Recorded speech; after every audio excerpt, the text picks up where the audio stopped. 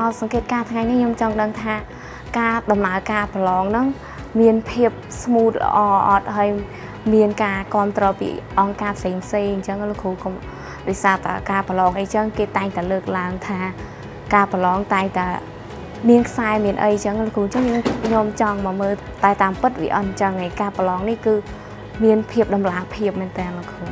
ចាប់ពីខ្ញុំជាប់ទៅខ្ញុំជឿជាក់ច្បាស់ហើយខ្ញុំក៏ពេលខ្ញុំប្រឡងហ្នឹងខ្ញុំបានមើលទស្សនវិជ្ជានៃការប្រឡងអីចឹងខ្ញុំចង់មកមើលផ្ទាល់នៃការប្រឡងហ្នឹងថាហេតុអីបានគាត់ធ្វើបានចឹងណាលោកគ្រូ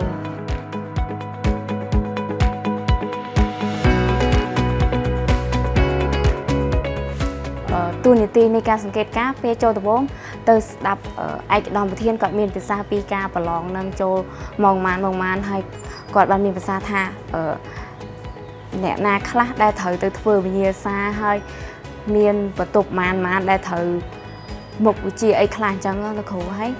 វិញ្ញាសាគឺមុននឹងឲ្យបេក្ខជនប្រឡងគឺធ្វើនៅព្រឹកថ្ងៃប្រឡងហ្មងអញ្ចឹងអត់មានការបែកធ្លាយឲ្យបេក្ខជនឬក៏បង្ហោះវិញ្ញាសាឲ្យបេក្ខជនធ្វើមុននេះអញ្ចឹង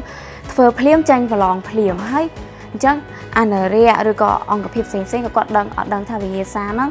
មានអីខ្លះដែរពេលប្រឡងអញ្ចឹងពេលបោះឲ្យបេក្ខជនប្រឡងទៅបេក្ខជនប្រឡងអត់អាចដឹងវិញ្ញាសាមុននេះលោកគ្រូបន្ទាប់មកទៀតគាត់ក៏ឲ្យទៅមើលបន្ទប់បេក្ខជនប្រឡងហើយគាត់ក៏ឲ្យទៅមើលនៃការវិចខ្ចប់វិញ្ញាសាពេលចប់មួយវិញ្ញាសាហើយឲ្យមកចូលមើលនៅកន្លែងរាប់វិញ្ញាសាទៀតថាគ្រប់បេក្ខជនត្រឹមត្រូវហើយឬនៅលោកគ្រូការមួយថ្ងៃពេញដែលខ្ញុំបានសង្កេតផ្ទាល់នេះគឺថាការប្រឡងគឺមានភាពដំណាលភាពគឺអត់មានអំពើពុករលួយអីគឺបេក្ខជនមកប្រឡងអត់មានការបោះព្រីយ៉ងអត់មានបោះกระดาษអីឲ្យលោកគ្រូតែការខ្ញុំធ្លាប់ឮអីចឹងតែងតែមានតែលោកគ្រូតែឥឡូវគឺអត់មាននេះគឺមានដំណាលភាពមែនតើលោកគ្រូ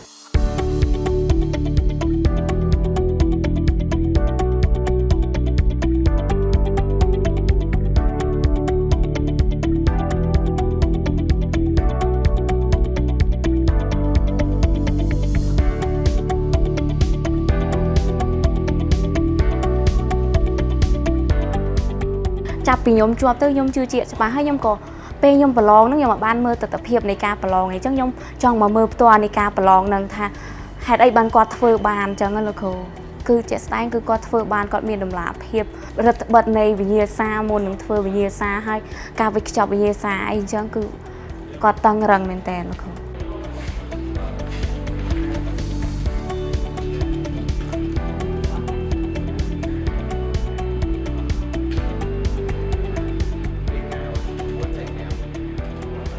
ជាសារដល់បេក្ខជនដែលមានបំណងចង់ចូលប្រឡងទាំងអស់សូមឲ្យបេក្ខជន